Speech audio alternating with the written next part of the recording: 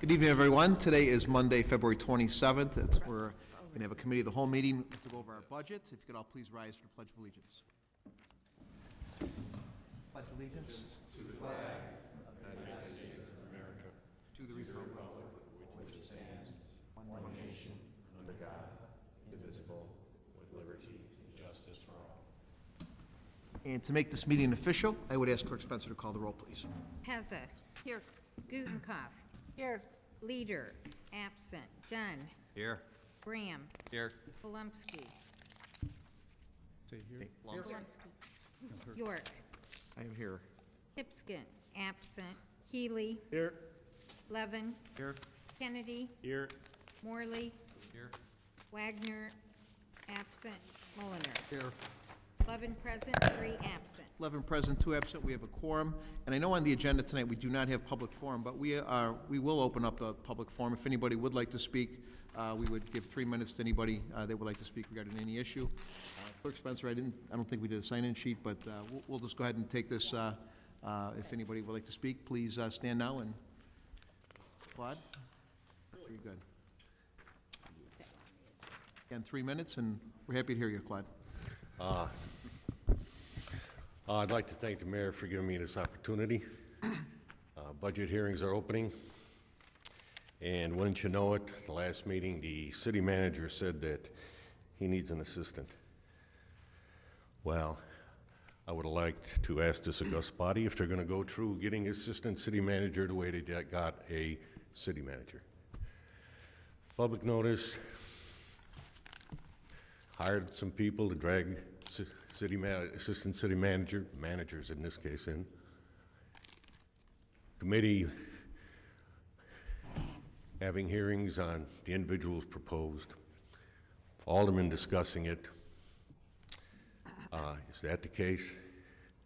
Or is we going to take a new approach to this? We'll suspend all the rules and come up with an assistant city manager.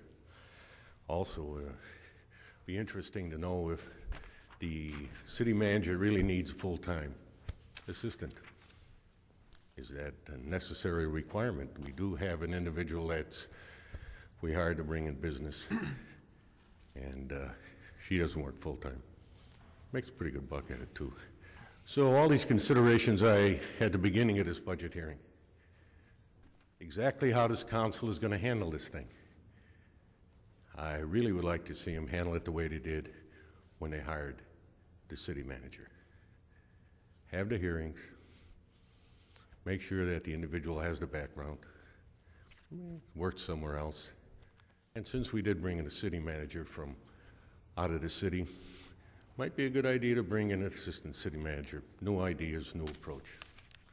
So again, I do thank the mayor, and I hope this budget attack works out well for everybody, because one way or another, I'm going to pay for it. Thank you, Claude. Anyone else for public comment?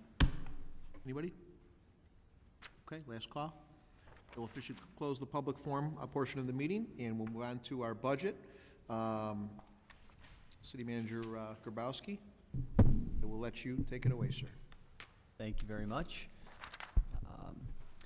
Appreciate everybody being here, and this evening we are going to address Public Works. You should have received in your packet a budget review schedule. What I'd like to do is just start at the top and work our way down through all the accounts. If you have any questions, Director Hughes has some comments that he'd like to make at the beginning to highlight a few things within the budgets that are listed tonight, and then we'll go down and answer any questions that you may have.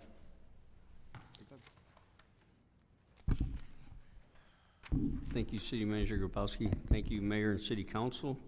Appreciate this new approach that we've got over previous years. Public Works is excited to go first. So thank you very much for your time. Just a couple quick highlights. Some stuff that we're going to see happening this year. York Street roadway improvements. City staff was successful in securing surface transportation program funding for the rehabilitation of York Street. That project's going to go from Villette all the way up to South Palmer Drive. It'll be similar to St. Charles and West Avenue, where we're gonna grind the concrete surface and overlay with asphalt, and that's a 70% funded job through the federal funds. Also gonna complete this coming year the West Avenue UP Railroad safety improvement. Currently, that crossing forces bicyclists and pedestrians out into West Avenue, and you have to be in the roadway to get across. This will allow for gates, sidewalk, and everything that will allow the pedestrians to cross safely, including sidewalk on the receiving end on the south side, which has never had sidewalk before. And then we've got the York and Brush Hill intersection improvement will start this spring. That's gonna create a southbound to westbound ramp on Roosevelt Road off of York, which is something that has never existed. So it'll help the hospital traffic with ingress and egress, but I think in general help the city traffic with ingress and egress because that movement has never existed. Out at the garage, a couple of things you're gonna see is we'll continue with our 400, we're budgeting for 400 replacement trees as we've done in the past, and another 100 replacement trees for the Emerald Ash Borer program. We do have the Emerald Ash Borer in town. We don't know how widespread it is, but it's not gonna leave till its business is done. So if the council remembers, 2 years ago, it instituted a program to remove 5% of the ash population. So we're heading into our 3rd year of that. I think it was very smart on the council's part because now when we get to out about 10 years and the ash borer has done his work, some of the trees that we planted will start to be 9 and 10 years old. So by having this proactive program, we've spread out the budgetary impacts over roughly 10 years, as well as we've spread out the canopy impacts, because a lot of towns are gonna see their canopy wiped out or a large percentage of it, and you just can't get it back that fast. So by the time the last ash tree is fallen, we'll have trees that are 10 years old, so we won't see quite that impact on the canopy, which has a lot of positive impacts. And then we're hoping to install the permanent generator down at the Public Works Garage to provide emergency backup during power outages. Currently, we don't have that capacity, so our mechanics can't work. The computers don't work, so in an emergency, it's an issue. And then out at the treatment plant, as you're probably aware, we started the construction of the new digester. It's a $5.5 million project.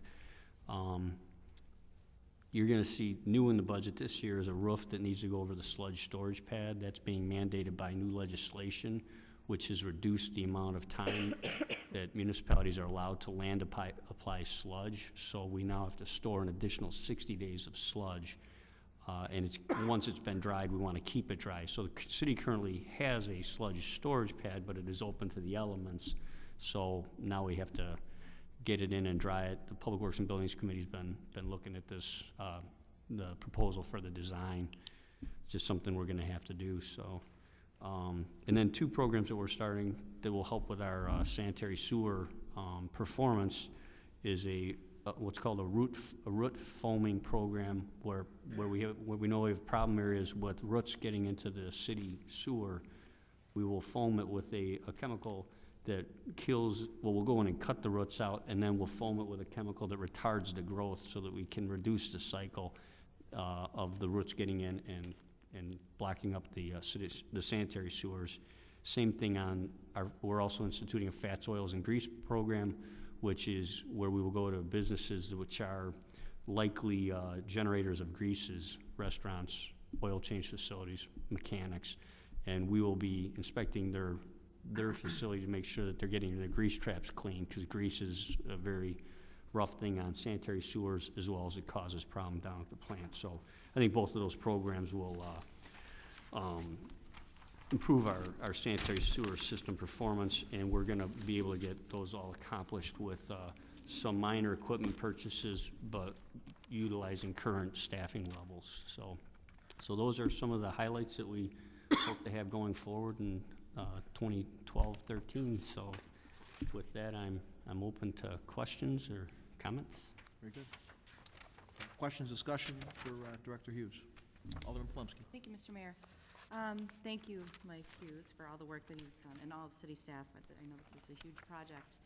I was wondering if you could talk a little bit more about the concrete street rehab and what looks like $300,000, but really $400,000 allotted, and maybe some of those projects that are included, please? Certainly. Alderman Palomsky is referring to line item on 147. And it is Contractual services. Four down from the, Page 147. 110-604-143.30-11. Yeah, what we've got there, the concrete street rehabilitation program has not been funded, as you're aware, for the last, I believe it's 3 years. It's normally funded to the tune of $300,000. It's going to be funded again this year, and our plan of attack is to spend, the money wherever the streets are in the greatest need. We do have a plan for what will be done this year. You're going to see the bulk of the money being spent up in northeast Elmhurst, because that's where the bulk of the concrete streets are. And this year, one of the main streets we want to try to get is Van Auken. It's one of our worst culprits. Van Auken is wider than most streets, so it has 4 panels as opposed to normally 2 panels, the actual concrete slabs. So that means it has twice as many joints. So our crack filler, our UPM, our coal patch, that's up in that area. That's where we spend most of it. So this year we will be on Van Auken, hopefully trying to get more or less the whole length of it. It's going to depend on what bids come in at. But so I haven't run the numbers, but I would say probably 80% of that money will be spent up in northeast Elmhurst this year. So it's it's great that the city is back in a condition where that money can be back in there, and it's certainly a needed improvement. We have been, over the last few years, knowing the money was coming back, we've basically had our philosophy up there be the streets that we knew were going to get resurfaced got asphalt patches because we knew they'd be going away. The streets that are actually still in pretty good shape are getting concrete patches to try to keep them in good shape in the future. But excited to see that project here finally. So, Thank you. Any other questions or discussion? Okay. Alderman Healy? Thank you, Mr. Mayor. Not a real question per se, but I figured I'd just give the council an update and then also for the public. In the Public Works meeting tonight, we talked about salt and road salt and what impact that may have on this year's budget. Obviously, with the warmer than expected weather and the less than normal snowfall, we've got a lot of salt either purchased and in-house right now, or that we're still on the hook for.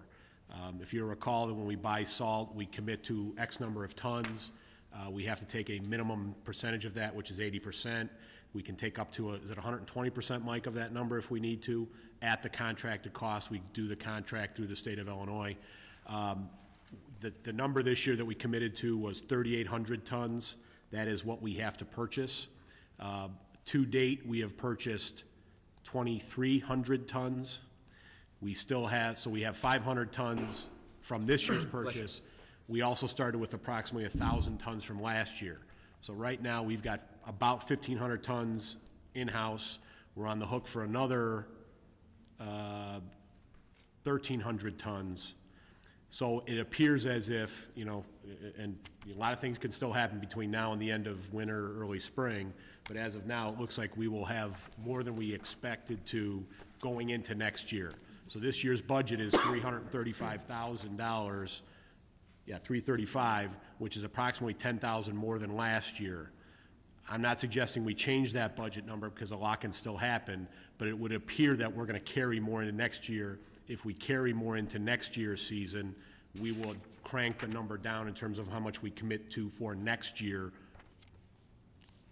fiscal year, next summer, next winter. So while there's no, I'm not suggesting nor asking for any budget impact now, I think come salt buying time next year, we will realize a hopefully significant savings. If we see a significant savings, it means A, we didn't get much more snow this year, would be a good thing, and B, we just won't spend it next year. Thank you. Thank you, Alderman. Alderman Dunn? Yes, Director Hughes. I think you gave me a figure a little while ago. The city plans for as far as the renewal of the streets in town. We set a plan for about 5 miles per year to renew. Are we at that number with this budget? Yes. Higher or lower? This budget's pretty much right at the 5 miles for the resurfacing program. We are currently looking at the number it takes, the dollars it takes to pave a mile. We're finding that we aren't getting quite as many years out of streets as we did 20 years ago. We're probably getting maybe 15, whereas 20 years ago we were getting 17, 18.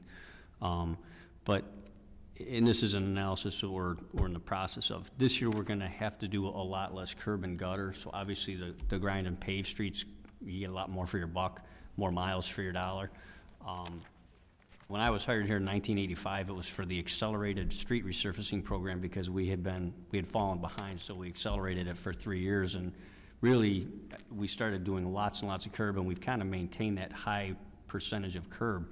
And we knew at some point we're going to reap the benefit because curbs should last 50, 60 years, and obviously resurfacing is 15, 20 years. So this year we're having to do a lot less curbs. So even with the 1.5 million, we are able to get 5 miles.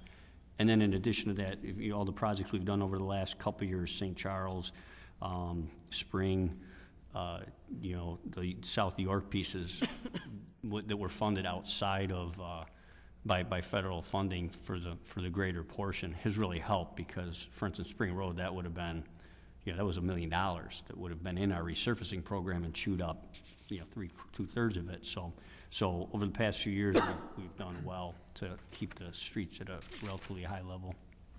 Very good. Alderman Brown? Thank you, Mr. Mayor.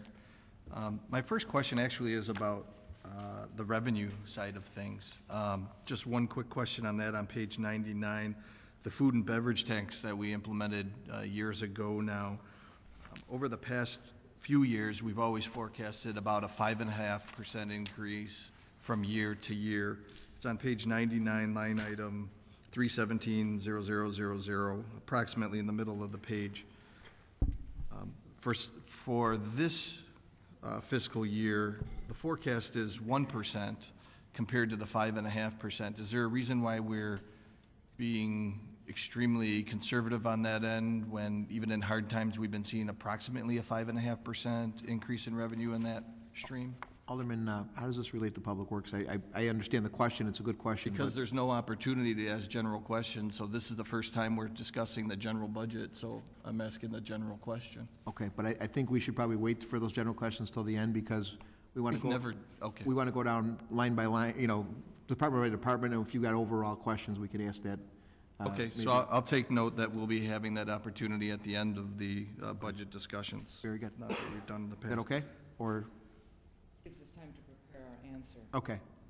That's Very fine. good, very good. So the public works questions I have then, tailing off of Alderman Palomski's question on page 147, the concrete street rehab, again, that same line item. Is the budget line item for this only 100,000 or only 100,000 from the general fund? I think that's the actual question that was being asked. There's the 100,000 from the general fund and then the additional from the, what was the other fund? Water and Sewer Revenue Fund, correct? Well, what there is actually there's 100,000 in the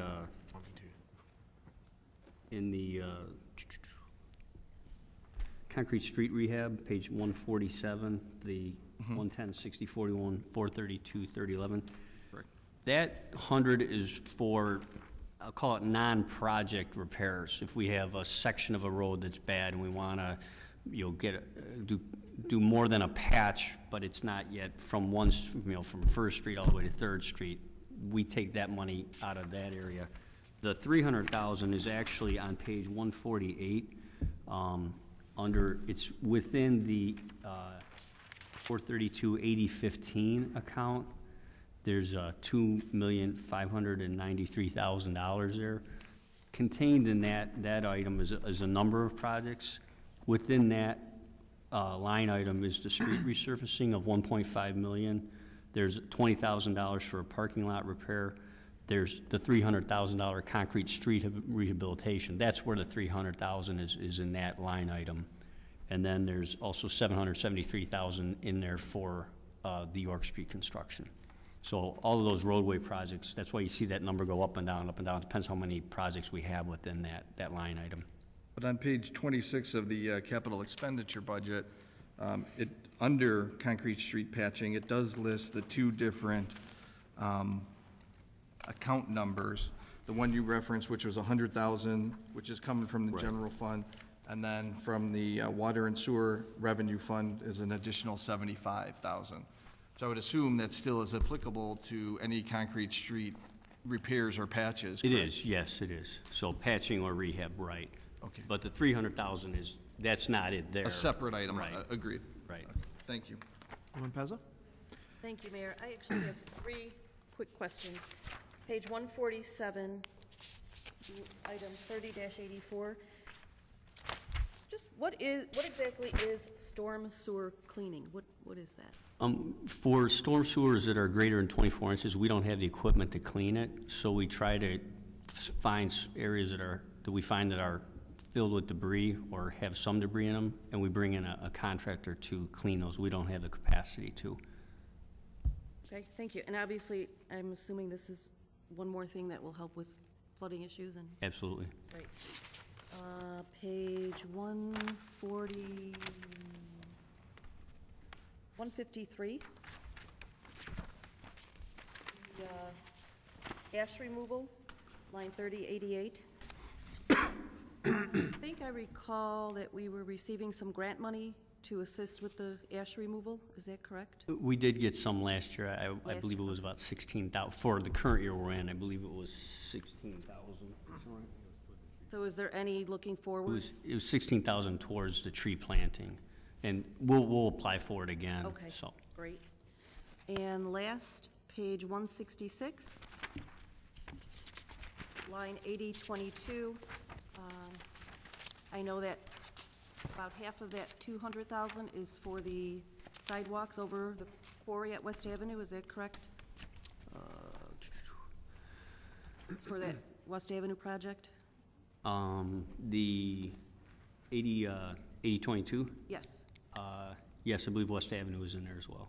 I'm just wondering if we're still anticipating receiving any share cost on that with the county for the sidewalk portion.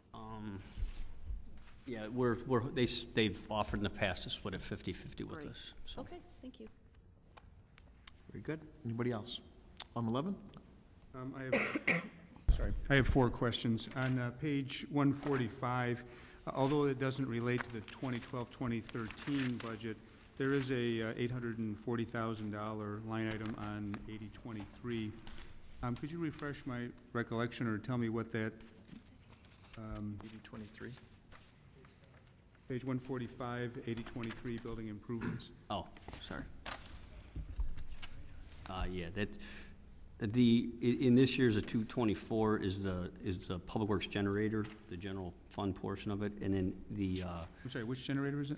The Public Works generator. That's this year's 1213, the 224. The 840 that's in for next year is the general fund portion of the property to the south of the Public Works facility, if we're able to obtain that. All right, thank you. Page 150. Line 1003, it sort of ties into what Alderman Healy was talking about. In fact, I thought Alderman Healy was going to propose that we pave the streets with salt, but won't be that creative. I'm just wondering if I look historically, we had 273,000 actual in 09-10, and overtime 337, which was a big snow year. Then it goes down to 159. I'm wondering why there's such a drop and then projected to go back up. It would seem that overtime would be dependent on weather, and it would be hard to. Right.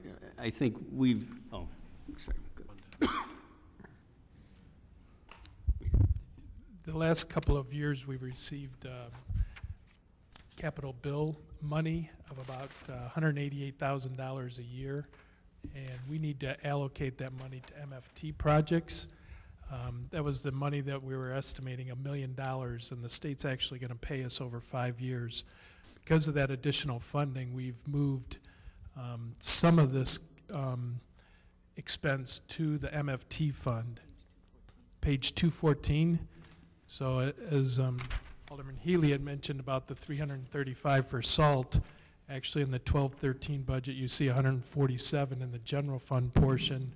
The other portion is in the MFT. So we're basically just allocating money to the MFT when it's available. Okay, So thank you. we had a couple years that built up because we didn't know we were getting that money. So that's why it was additionally high. So the actual overtime costs for a year are closer to the 270, 3,000 in terms of wherever it comes from? Correct. You add those $2 amount. All right, thank you. Two more questions, page 157. Under capital outlay, the whole middle of the page there's a number of projects that vehicles and miscellaneous equipment for 2013-14. Can you give me some idea of what those are looking to be for the second year out? On page 157? 157. Vehicles are 2 aerial units that the electrical division uses. PW 97, which is the aerial unit that we have. It's I think I forget what the maximum reach is, but I think our tallest poles are the York Street poles. So this is the unit we use when we have to change lamps or ballasts on York Street or any of the other high mast lights we have. The other one is PW 117, which is our lower lift. They just happen to both be coming due in the same year, which is used for all of the residential streets. And it's actually the one that you see sometimes at the turkey trot. So it's a lower high lift. It's like a large pickup truck with that lift in the back.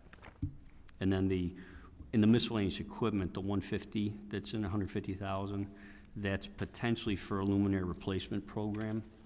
It's in the KEB on page 38. We're hoping that year to start a replacement program. We have a lot of mercury vapor lights. They're no longer the light of choice, if you will. We've been looking for more efficient quality lighting, but the products, we have yet to find someone who can say, I've done these 22 communities from one end to the other, and they're all happy. We have a lot of people that are bringing us new products that this city's trying them on these 2 blocks, this city's trying them on that 2 blocks, but, it's a big commitment when we get into luminaire replacement. We have over 4,000 residential street lights, so we want to make sure we have a good product that will go forward, but our street lighting is getting old. A lot of the actual equipment is 30 years old now. The wiring, the lamps, the lamps have been changed, but the poles, the housings are all 30 years old. So the idea is when we know where we're going, the money is going to be there to take. Correct. All right, thank you. And the last question I had is on page 163, under commodities, lines 40, 18, and 19. I see in 4019, we've got some rather large increases expected for gasoline, which I understand, but I don't see quite the corresponding increase in diesel fuel costs. I'm wondering if I should buy a diesel car based on what you have here.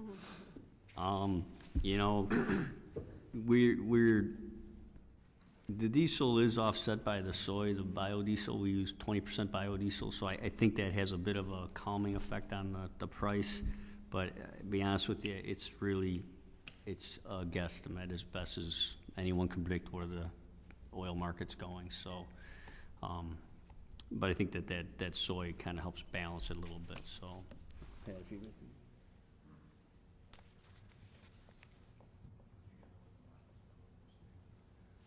it's anybody's guess. All right. And lastly, I would like to thank you for your work this year. It's been a pleasure to work with you on the issues we've worked on together in your department. Thank you very much. Thank you, Mr. Mayor. Thank you, Alderman. Alderman York. Thank you, Your Honor. I don't know how many questions I have, so I'm not going to put a number to it, but on page 147, I have a couple of questions on page 147. One of them relates to chip and seal maintenance for the $60,000, and that's in alleys and such, and I was just wondering, you know, generally, how bad are these getting, and are there any alternatives to doing this work on the alleys? Well, it used to be, it's more than just alleys, it's any unimproved road. So anything that we have that was chip and seal and still is chip and seal falls under this. We used to do it kind of out of the actual 1.5 million, and we've segregated the money and had its own account now. Some years ago, we were no longer to obtain chip and seal. We don't have enough chip and seal roads for guys that do chip and seal to come up here. They want to go down and around DeKalb and do miles and miles of country roads. So it became less cost effective than grinding and paving. So that's what this will be. It will be on streets and alleys that currently are chip and seal till we get them all turned over to asphalt, and then we'll probably fold them in. What our plan of attack at this point is, out of that 60, we're gonna spend 30 or 40 of it on roadways and then start to knock out alleys. The alleys behind Spring Road, for example, are in need. So we have a schedule. It's gonna take a while. It's $60,000 a year, but we're trying to have a logical progression through knocking out and converting these chip and seal streets, which don't hold up as well as asphalt. So, but that's our plan of attack at this point. Okay, all right, thank you. On just the last line item in the contractual services for other services, and there's about a $27,000 decrease in that one, which is sizable, and I'm just wondering, what are we foregoing? What are we giving up? Well, we actually went out to bid and got a new contract, and we got very good prices. So these numbers actually reflect the bid prices that we took. So we got rid of a high contract? Yes, we got a much better, more competitive pricing. So since we had it already done, we could put the actual number in, so. All right. And that is that includes going back to 7 sweeps. We were down to 5 sweeps previously, so we've added 2 additional sweeps, which is great, so. Okay, so we're actually getting more services for less money. Exactly. That's a really good thing, good job. On the next page, page 148, on the building repairs and maintenance, we're doing some electrical service disconnects. Is this a safety issue? Is that what prompts this, or? Safety and expediency, because in order for us to work, we have to schedule the disconnect with ComEd. So if we had something that was broken in there and we needed to work on it, we can't disconnect it. So by putting this disconnect in, we won't be at the mercy of ComEd's schedule. And obviously, this is the McKinley stormwater lift station. We don't want anything out of service for any length of time. Okay, thank you. On page 156, we're putting in the middle contractual services painting. We have to take care of street poles and everything, but I did notice that some of them were aluminum, and does it make sense to get them down to a bare finish, and since they don't rust and everything like that, or, I mean, is that an option? Have we looked at those? To leave them as aluminum? Yeah. Excuse me, I don't think we've looked at that option. The fluted metal, is kind of the motif that was chosen. Are you talking that we do both street lights? I know there's steel and aluminum poles is what it says in the. Yeah, because we do both street lights and traffic signals. Are you referring to the traffic signals? Oh, geez. Street light pole painting project, which involves the painting of steel and aluminum poles. So that's what I'm referring to. Gotcha. The CBD poles are aluminum. We've just never really looked at. Okay. They do sandblast them just so that the paint, but they don't take off every piece of. They don't take it down to bare aluminum. Just take off all the loose stuff. But we could try it. I'm not too sure what that would look like. I was just asking a question. That's all. I mean, just. I think it would be a sort of a flat aluminum. I mean, it's kind of a flat aluminum. You can. I don't need a definitive answer right this moment or anything. I just wanted to throw it out there. Yeah, we can get a little more info. And then back to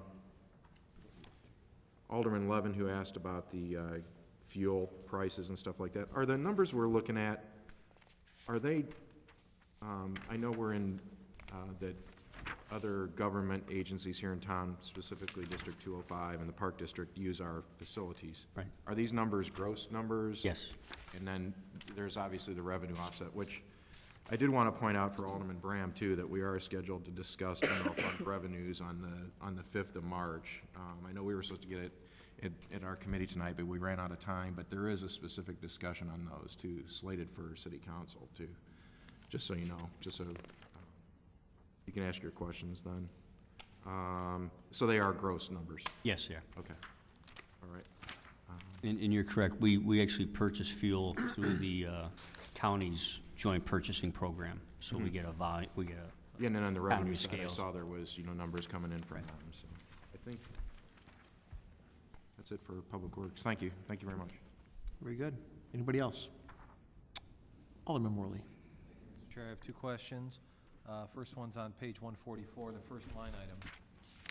Oops. 411001.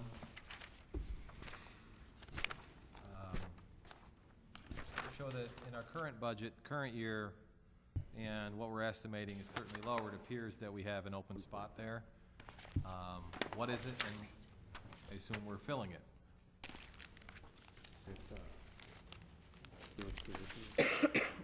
It's the vacant city inspector. It's been vacant since about, I believe, March, April last year. And obviously we haven't been able to fill it. We're currently attempting to try to fill it in a different manner, trying to hire a couple of part-time people that can fulfill that need. I don't know how successful we'll be, but that's what we're undertaking. But that reduction is the fact that that employee was not here for the year. And then the projection, current budget, or 2012-13, is that hiring a full-time person? That would include it, right. If we did. If the part-time situation weren't to work out. So we budgeted, again, when these numbers put together for the opportunity to do it, but we're trying to do it a different way at this point. And then, Mr. Grabowski, a question for you as it relates, and I think we started this a little bit, but every year we kind of come to the same thing where we'll put what we call circle backs the last couple of meetings, and I assume council we're going to follow that process again this year, assuming that works for everybody? Yes. I'd like to put that on a circle back, just that open spot, just to discuss at a future date. The other question I have is on page 153. Same issue, or similar question. Full-time salaries, 434-1001. Looks like a year and a half ago, we budgeted approximately $650,000. We want to move that to $675,000. I'm just curious, from actual 2010-11 through projected 2012-13, have we added one spot? Are we adding more than one spot? And if we did add one, I'm curious why the budget went over the actual from 11 to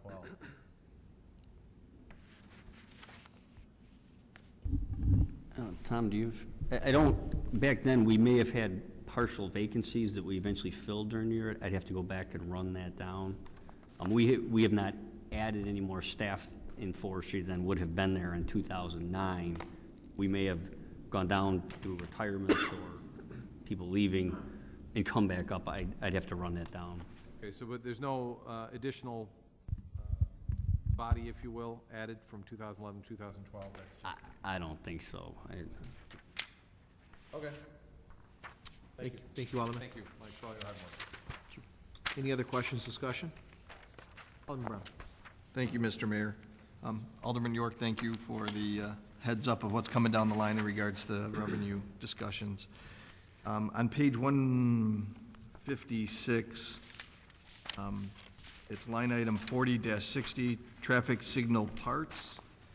I'm not necessarily interested in this line item in particular, but overall, what are we planning on doing with replacing current traffic signals with LED type? I know a few in my area. The old ones are rusted out and desperately need painting. And are we moving forward with trying to propagate LED street traffic lights throughout the city of Elmhurst? We actually have converted them all over to LED. We got a grant from ComEd 4 or 5 years ago.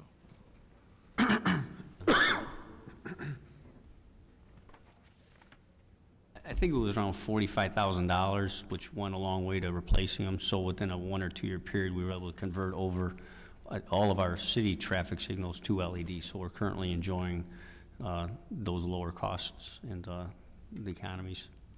Okay, so you're saying that current to date, all city is replaced with LED?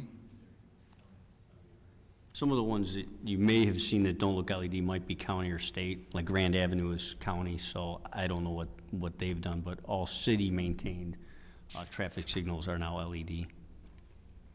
Okay, that's I think we added the countdown PEDs at the same time. great.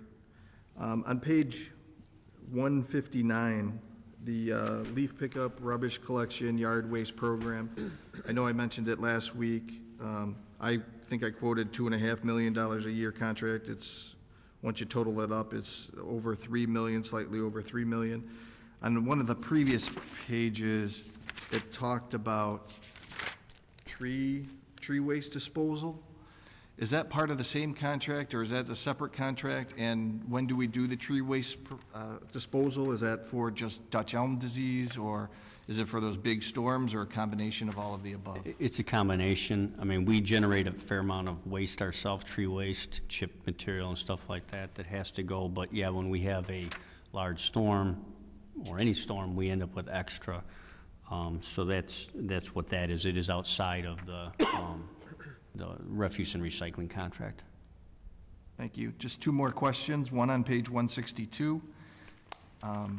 Property management services.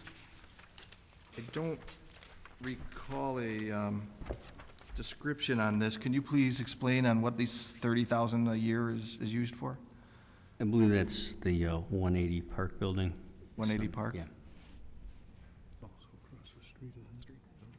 And then my last question, I think Alderman Levin actually touched on it. On page 163, back to gasoline. With prices going up, what's estimated for this fiscal year is $425,000, but we're proposing a lesser amount in the upcoming fiscal year of $370,000.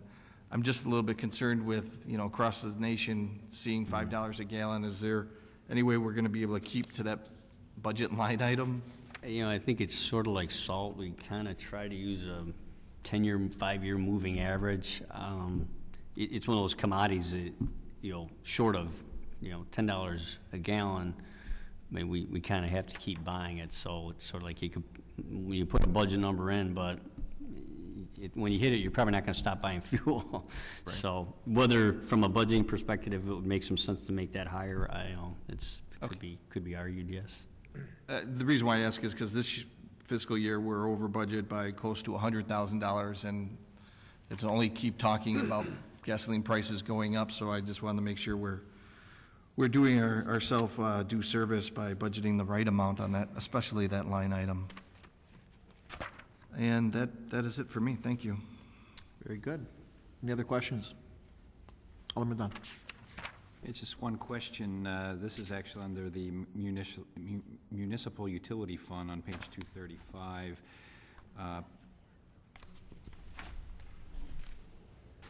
Well, it's under public works, though. It's a public works expenditure.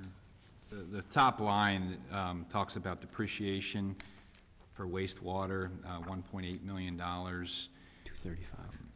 Just want to gain an understanding of what that is. Marilyn? Tom? City, we have 2 enterprise funds, the municipal utility fund, which is the water sewer, and the parking fund. Those are business-like funds, so we actually treat them like a business where our fixed assets, we depreciate them.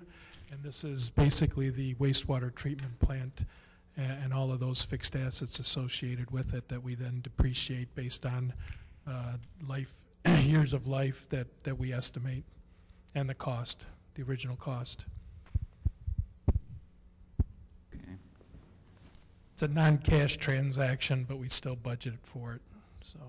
Okay. There's not much depreciation in the budget that you would see in a normal corporation, so that it just struck me as a little bit out of the ordinary. Yeah, the treatment plant's probably $40 million asset. That, with all of the building and the equipment and everything, it's $40 million probably, so. So those funds are not set aside, it's just a depreciation placeholder? Correct. Very good. Any other questions, discussion? Okay, we'll move on. City Manager Grabowski? Almost slipped there, sorry. We'll just move right ahead to MFT, pages 210 through 215. 210 to 215.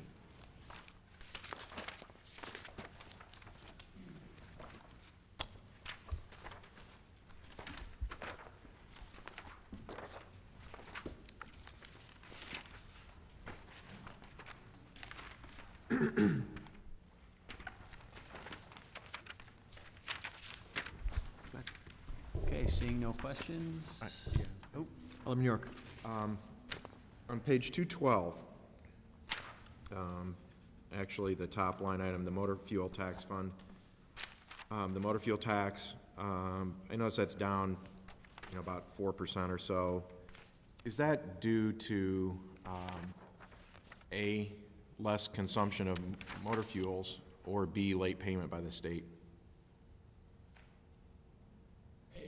A? Okay. All right, thank you. Because the mayor drives a hybrid, that's why. What's that? Mayor's driving a hybrid, so the consumption's down. Need a hybrid tax. Yeah, we need. And Alderman Gutenkopf's on her bike a lot, so it's keeping the fuel down too. Alderman Gutenkopf. Thank you.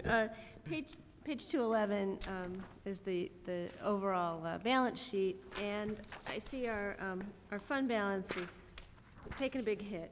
What's our typical recommendation that we should have for the fund balance? Where should this be?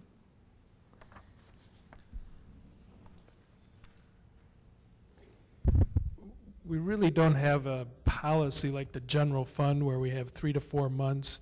We basically, just so this is positive, I mean, we do have to report, these funds and stuff. I know in that second year out, it does drop down quite a bit. Basically, that's at full expenditure. We're pretty comfortable with the revenue side, and hopefully with the expenses, maybe with some vacancies and everything, that'll be higher than what we're projecting and stuff, especially with adding, I shouldn't say especially, but as we talked about salt already and the mild winter and stuff, that should help this quite a bit. So to answer your question, no policy strictly, as long as it's positive. And if I can add, just to clarify, this is the MFT that comes from the state based on population. This is not the percentage that we have at the gas pump. And certainly that's the dollars that we want to be out there, paving roads, buying salt, paying for those kind of things. And I think the state would probably frown on us having any kind of significant fund balance in something like this. We get audited on that each year. Very good point. City Manager? Alderman Brown. In regards to this fund, I know the cover page for this talks about the 5 installments that we are receiving from the state. And both of those, if my understanding is correct, or all of those are at $188,000 each payment. Our next one is this fiscal year. And then how many, then we have 3 more left after that? And is it a correct assumption for 1 a year, or? On page 212, the revenues, if you look at 09-10, the revenues were about $1,000,001. 10-11 was the first year that we actually received the money. That's why it jumped up to the $1,283,000. So this is actually the second year we're receiving it. The next 2 years, and then there'll be 1 more year in 14-15. So it will be once a year? Once a year payment. Thank you. Anybody else? Questions, discussion on motor fuel? Okay, we'll move on. Moving on would be the municipal utility fund. Pages 216 to 244.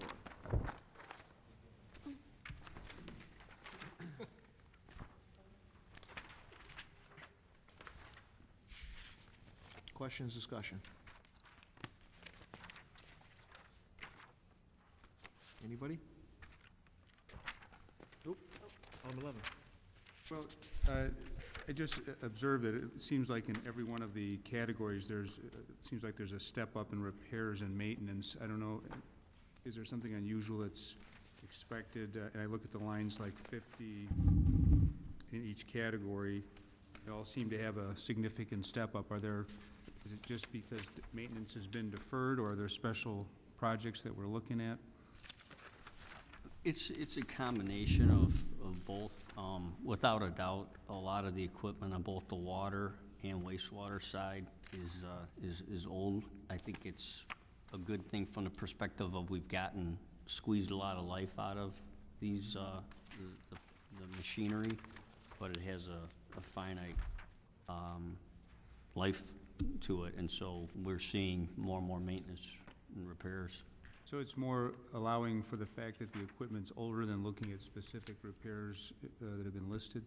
It's both. I think the planned repairs are, we're always looking at that if we can tell something isn't gonna make it through the year, we know we have to do it, but we also inevitably have surprises. We had the clarifier number 3 last year, where the tower in the middle, which you can't inspect and you can't see, you have to drain it to do it. We had that planned we were gonna replace that piece of equipment on all 3 clarifiers over a 3-year period, starting, I think, next year. And this Clarify 3 was number 3 in the list to get done, and it fell apart. Literally, the tower collapsed. So we had to drain it and do the repair. Now, that repair we were actually able to do predominantly with in-house staff, with our own guys out there. They're very good at those kind of projects. It's a big, complicated project. I mean, this is a long truss and a revolving. It's one of those ones you see going around. So it's a combination of both. It's trying to plan so we don't have failure, but some failure is inevitable. All right, thank you. Alderman Gutenkopf? Thank you, Mr. Mayor. I noticed that we're looking at increases in banking expenses attributed to credit card use. Is this credit cards that our residents are using to pay their bills with? And these are the charges that we're paying to the bank to process those credit cards? Yes, that line item, banking expenses, are both the actual banking expenses allocated to the city for our checking accounts, for handling our deposits every day, for handling the checks, but also fees for credit card use. And so this would be, in this case, for paying either online for water service, at the counter, and sometimes over the phone. This is a topic that just this evening the Finance Committee talked about, and we will be looking at that more closely, looking at alternatives to perhaps incent our residents to use ACH, a direct debit. That would be the least costly for the city than either handling a check or the credit card service fees. So it is a topic that we're going to be looking at in committee.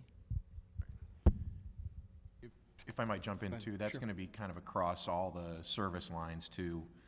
The same thing applies to fine collection and parking tickets and all these types of things. So it's definitely, and we'll have some more information in the near future on kind of what the total of that amount is for the entire city, but it's probably a sizable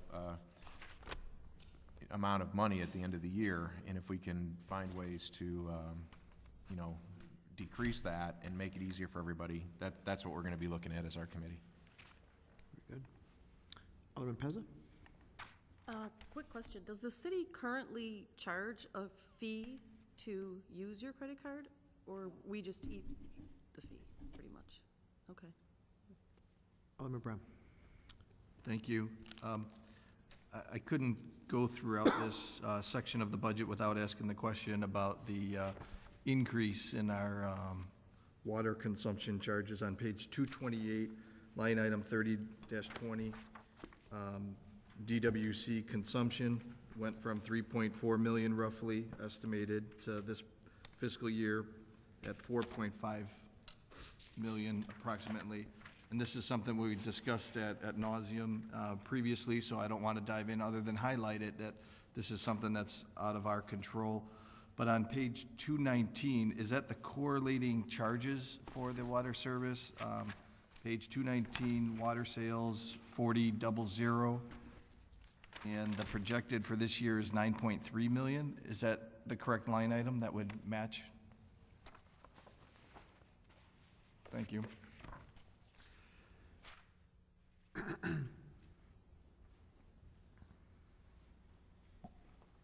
Alderman York. Thank you, Your Honor. Covered that question already. Apologize. Water meters, page 232. Last year we had in the budget 350. We've expended, or we estimate we're going to expend about 250, and then next year projected for 100,000. I know the water meters are obviously, they reduce labor as far as reading them and whatnot, and obviously we've slowed down this process. Is it because we're coming to the end of this cycle, or why are we slowing down? Correct. We'll be completing the changeover to the automatic read within the next couple of months. So the $100,000 you see there really reflects our standard baseline meter purchase for meters that have gone bad, replacement meters, new homes, that kind of thing. So right, that is, you see the 250 drop to 100. The 250 will be the last of the radio read purchases. Okay, and then a follow-up. Is there a warranty on the meters we buy and stuff? I know we had some money set aside to repair meters. Are we repairing old ones or new ones, or are they under warranty? It's usually a 10-year warranty. Okay. So they tend to last about 11 years, okay, reliably. So we do have a program, in fact, under Gary's watch. We're going to stand back up in a more aggressive fashion, our own meter monitoring testing. We have a water meter bench where we can test meters in-house and stuff, so we're going to step that back up. So yeah, I think, as Alderman Brown pointed out, and we all know water's more expensive, so I think it's important that we really watch. I imagine they're pretty good at figuring out what we're using, and we need to, be equally as good as to figure out what our customers are using and make sure they kind of come close to each other. Exactly. We actually have a limit on how much water loss we can have, so we stay well within that every year. So. And then on page 242, contractual services, electricity. That's kind of like the fuel question too. The electricity costs tend to go up, but I know you've alluded tonight to a couple projects where we're doing the anaerobic digester and some other relatively large projects. Are these not going to result in some pretty good savings in electricity usage, and is that reflected here, or is that a hard thing to budget for? Well, the digester will not, because it's an additional digester, so we'll still have our baseline electrical costs and then the costs associated with the new digester. Where we can, we try to look for the most cost-effective. If we are changing out an old piece of equipment for a new piece of equipment, undoubtedly it's going to be more electronic, stingier on electricity. Some of the equipment is 30 years old, so. Right. Okay, thank you. Yes. Anybody else? Alderman Kennedy. Thank you, Mr. Mayor. On page 230, the communications equipment, the replacement there, we talked a little bit about the current system, reason for replacement, and the status of it. I'm sorry, which page? It's on 230, the explanation. Oh, I'm sorry.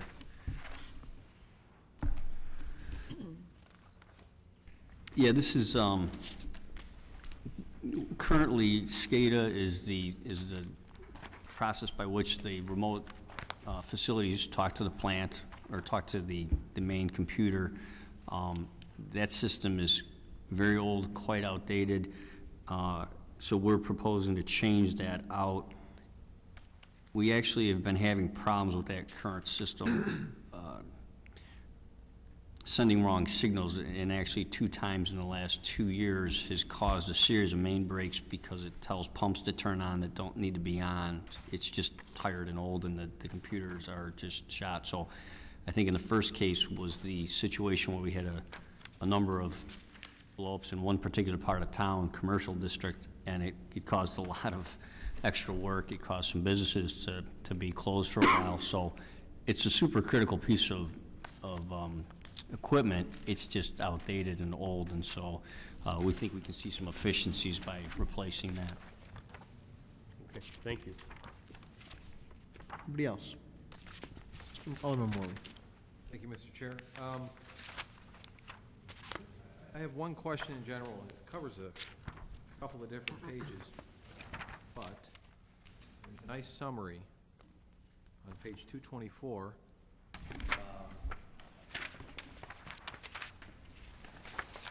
Grand total for the MUF on salaries and wages, and it looks like from our estimated spend to our proposed spend, we're increasing about $166,000. When I look back a couple of pages, it looks like some of it's short in water admin, water distribution, maybe a couple other places. How many dark spots do we have now, if that's the best way to ask the question, and how many are we filling? Currently have 1 dark spot, and we're not filling it. We have 1 dark spot, and we're not filling it. And that accounts for $166,000? How is it more than that? I mean, if you go back one page, Mike, to page Well, 2. we've actually, I should say, we've gone down 2 people in the last 2 to 3 years, neither of which has been or will be replaced at this point. But I think, Tom, this budget we've just eliminated 1 from the budget. How is that? If you go back to page 221 and 222, it's better summaries than digging into the other line items. But if you look on page 221, third set of numbers down, water distribution, 510, 60, 52. It looks to me like there's an addition of a person there, because it's in excess of 50,000. Then if you jump to the top of the next page, 222, salaries and wages under water admin, 510, 6055. Appears to me another jump of about 50,000. That tells me that's an open spot as well. I think the first one on 6052 is a vacant position, a full-time, 100% allocated person there. The position that Mike mentioned earlier, the inspector position, is actually split between general fund and MUF, and I believe that's where the other half of that person is. So I believe there's 1.5 people that are vacant right now that are budgeted to be filled. Okay, I'd like to circle back on that, Mr. Grabowski. Thank you. Anybody else before we move on? Alderman Dunn. Yes. On page 232, down under capital, we have water main line items, and a couple of years where there was 0 budget for those. Now we're running at about $1 million a year. What's the general plan for that? How many feet does that cover, and how many feet do we normally plan for? And I assume that's for the water main replacement. Correct. We normally budget we used to budget 750. We've pushed up a little bit. We budget for about 3,500 feet of water main replacement every year. So it's a long-term project. Since we have 150 miles of water main, you can see it's water main's expensive. So that's it. I don't know, Tom, why it's not budgeted the prior years. We've been doing that much water main since I got here. So, Tom, do you know why? Tom, Why could it be doesn't show up? anything related to the water commission dollars that we would get out of sales tax from the water commission to replace water mains? Is there anything correlation there at all, or no? Why are we going from a 0 to $1 million? I apologize, I was making a note of the circled items, so I missed the question. Page 232, the 8012 account. Why in 9 and 10 did we not? That goes back to the capital zeros, that again, the MUF fund is an enterprise fund. Right. So we actually budget for the capital, but during our fiscal year closeout, we'd close those capital items to fixed assets, so they end up on the balance sheet. That's why you see the zeros in all the capital in this fund, and then also in the parking fund. We actually close those out to zero, and they become a fixed asset on the balance sheet. So we have done water main I can't think of a year we haven't done that roughly 3,500 feet a year since I got here in '85. So it's basically how we handle the accounting, it sounds like, correct? Okay, very good. Questions still? Discussion? Anybody else? Move on. Now we'll move to parking system fund.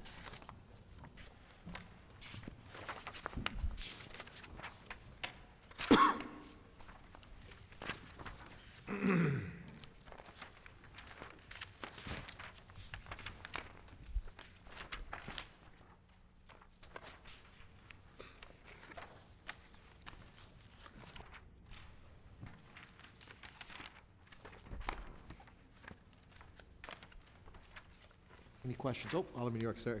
I apologize. Thank you, Mr. Chair. Page 248.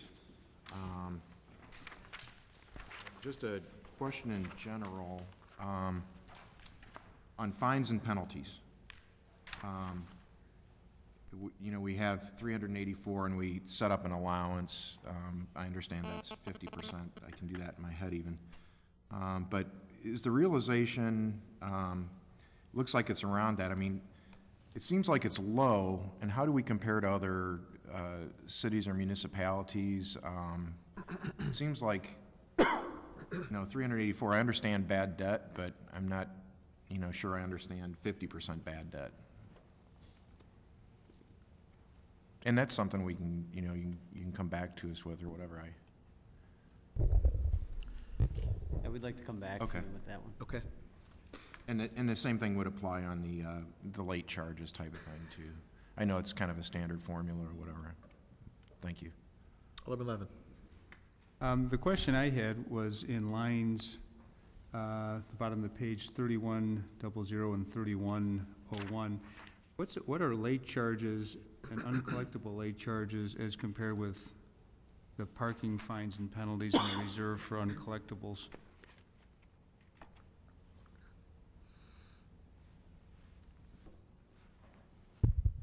The late charges roll on to the parking ticket, the base fine, after it's late.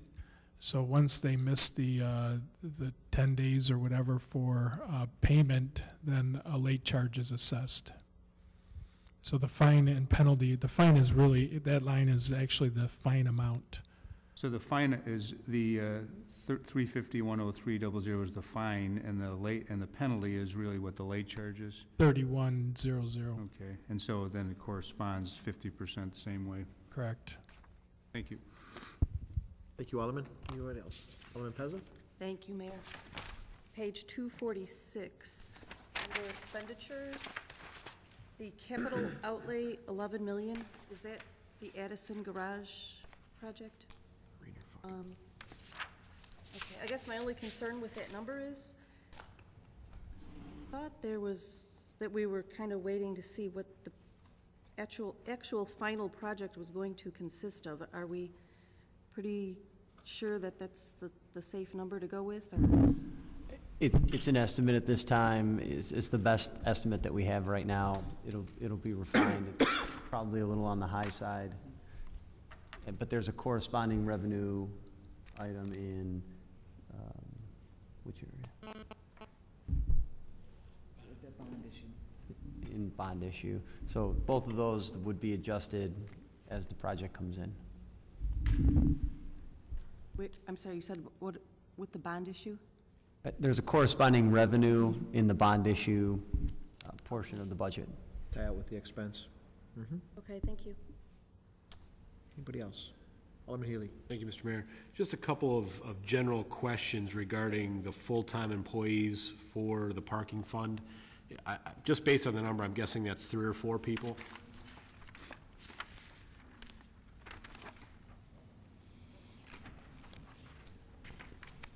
I don't have the exact number, but it's 2 full-time parking enforcement officers and then some administrative staff from the finance area. Okay, so you answered my question right where I was going. So the people that are writing the tickets come out of this fund, they're not coming out of the police fund or anything like Correct. that? Okay, thank you.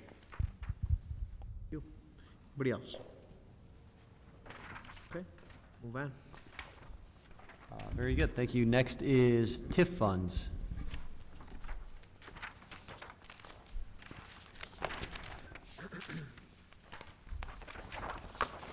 And just to be clear, these are for the 3 existing tax increment finance districts that exist in the city. Very good. We have TIF 1, TIF 2, and TIF 3. Any questions or discussion? Alderman Gutenkopf. Thank you, Mr. Mayor. My first question is more of a, just confirm that I'm thinking along the right lines. The drop in property taxes is due to the decrease in the EAV within the TIFs. And then my second question concerns TIF 2. It's page 264. There's a capital project proposal for $1.75 million. Could you remind me what that's set aside for?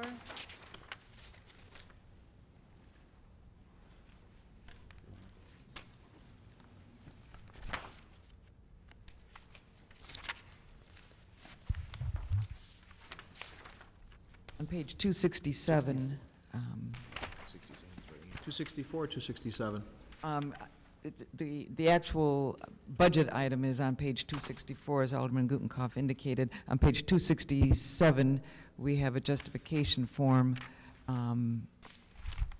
This money is set aside for possible future projects that we staff believe could be happening in that area. We do not have at this moment any specific projects. I guess that really was my Yeah. question, was, is there a specific project, or is this just a set aside?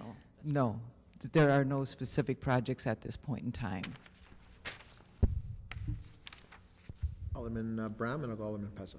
Thank you, Mr. Mayor. On page, for TIF 1, on page 260, 2 questions. First being line item 80-24, streetscape.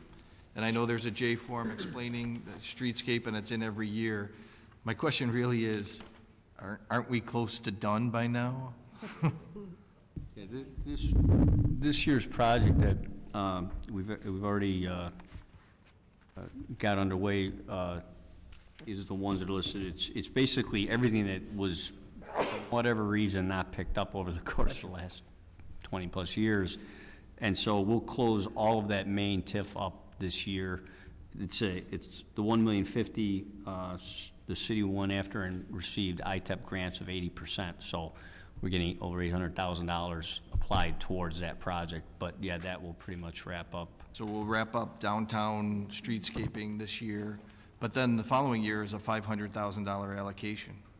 This project actually closes up all of the non-potential public-private areas. So Han Street area is not totally completed. So there are some areas that still remain that there could be public-private partnerships to finish those areas. But this finishes up the main stuff of, city with the original streetscape plan. Those areas, though, would remain a handful of blocks at best then, correct? Correct. The other question on the same page, line item 60-61, City Center,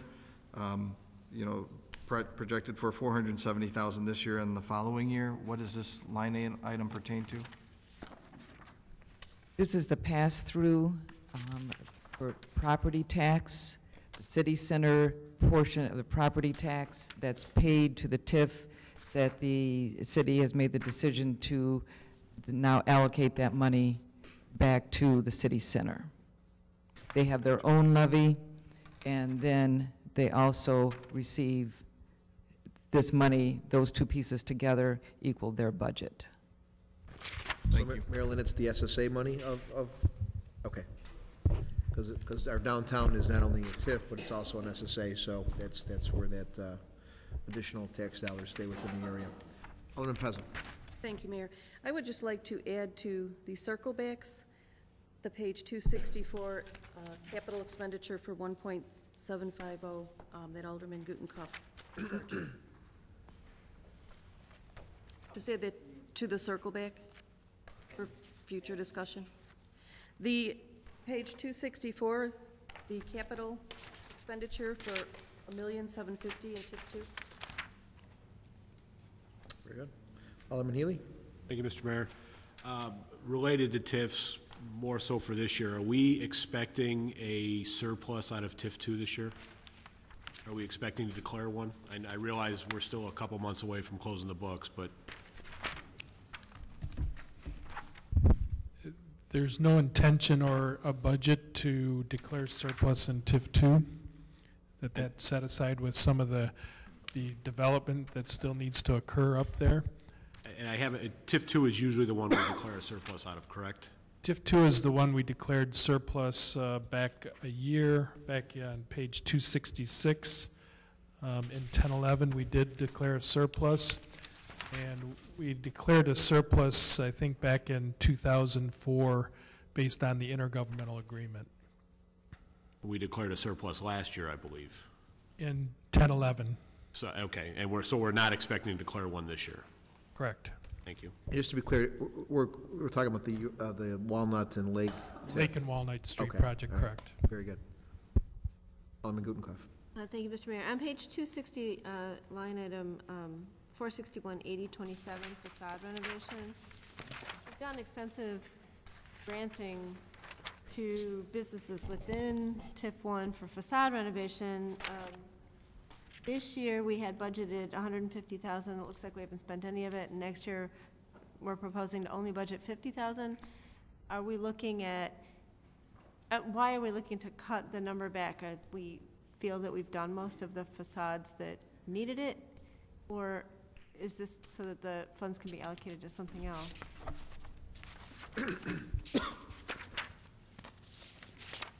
The way I explained that with the TIF 1, there's only a certain amount of pool of money that's available. And basically, we're getting down now, we're in the 12-year extension.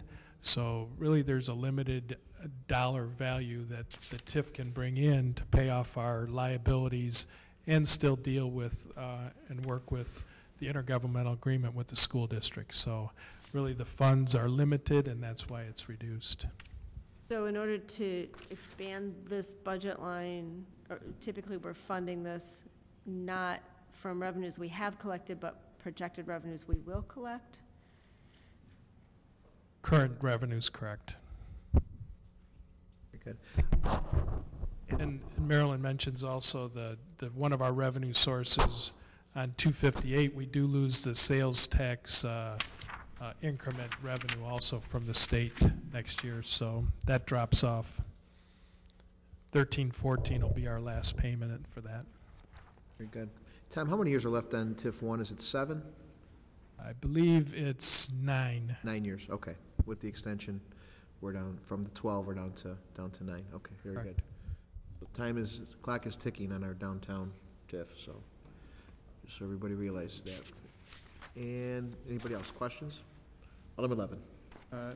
Thank you, Mayor. 2 lines that I just wanted to get some understanding of. One is the bond proceeds on page 258. Just about the last entry, line 392.01.00, letter of credit. I'm not sure I understand what this is. Did we have a letter of credit that was available, or had we drawn down on one? If you could explain what that line is.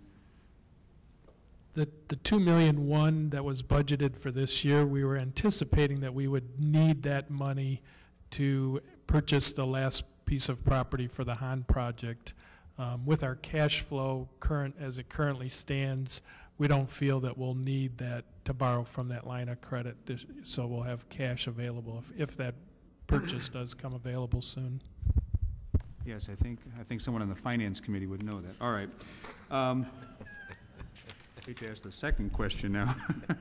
On page 260, under the debt service, line 90-01, the interest, or actually the principal of the $1,450,000. Can you explain that change?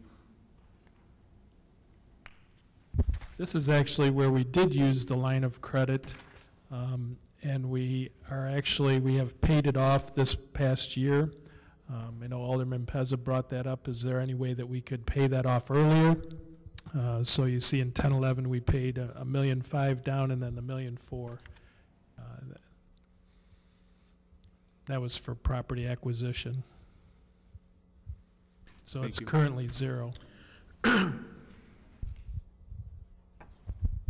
think we may have utilized that too, or waiting for the Metro money possibly as well. I'm not sure if that tied into that or not, but we were waiting for that Metro grant to come in, and finally came in, so we were probably...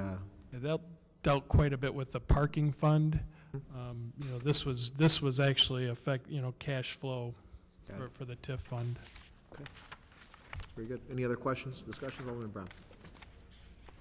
Thank you, Mr. Mayor. Just a general question about TIFs in general, but specifically TIF 1. As we look through the budget for the various TIFs that we have in place today,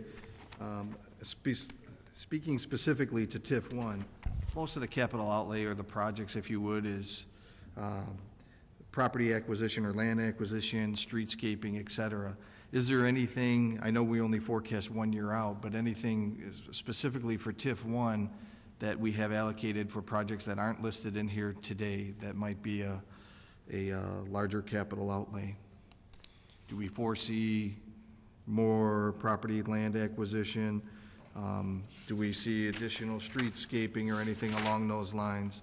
The reason why I ask that question is because we do, as the mayor stated, have approximately 9 years left in this TIF, and our proposed balance for 12-13 is $18,000, and then up to $500,000 the following year.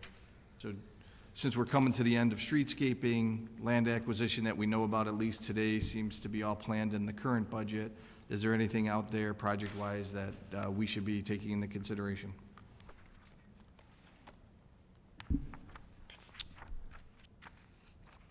I would have to say there's nothing that's out there outside of the Hahn and the Addison Street project right now. But with 9 years left, if some projects come about, certainly we would look at that as we go forward. But otherwise, maintenance and other programs, as Alderman Gutenkopf brought up, to help existing businesses and new businesses come in. Great, thank you. Anybody else? Questions? Okay, we'll move on off TIFs to capital projects funds. Where'd you? Capital project funds? Yeah. Yes.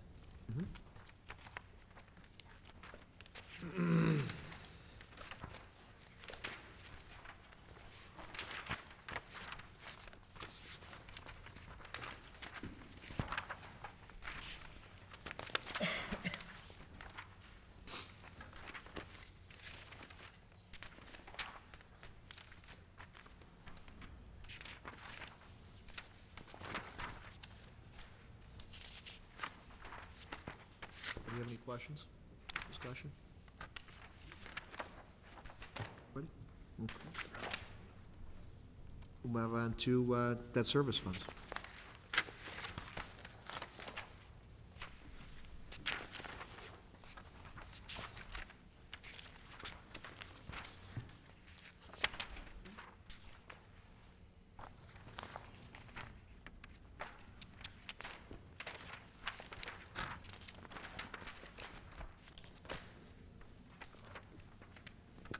Questions, discussion?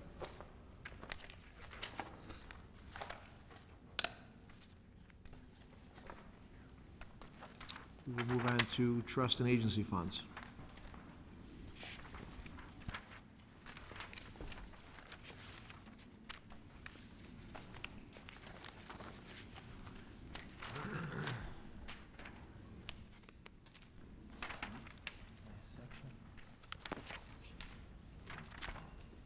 Questions, discussion? Alderman Brown. Not really a question, more of a comment on page 301, which is our working cash fund.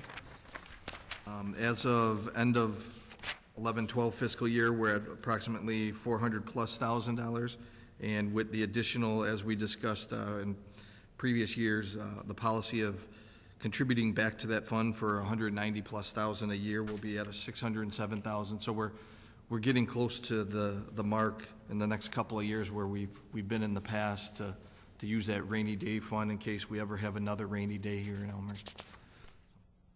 Thank you. No pardon the pun on the expression. Hopefully, the rainy days stay away for a while. So, but we understand, and actually, it's why I mentioned when this budget came out, we've really come a long way. Made some pretty big moves to, I think, really put this town financially in a solid position. So I commend the city council again for making those tough decisions, and the task force that helped us make those decisions, and staff. But that's what we need to do up here, and we need to make sure this town stays solvent and provides a high-quality life for our residents, and that's really bottom line what it's all about. So, questions? All right. We will move on to I'll actually ask for a motion to adjourn. We'll continue these discussions and look forward to next week, and City Manager Grabowski and all the directors, Marilyn, Tom, Trezine, and Mike Hughes, we appreciate your hard work tonight. So, with that, I ask for a motion to adjourn. Alderman York with a motion, second by Alderman Morley. All in favor, say aye. Aye. Are adjourned.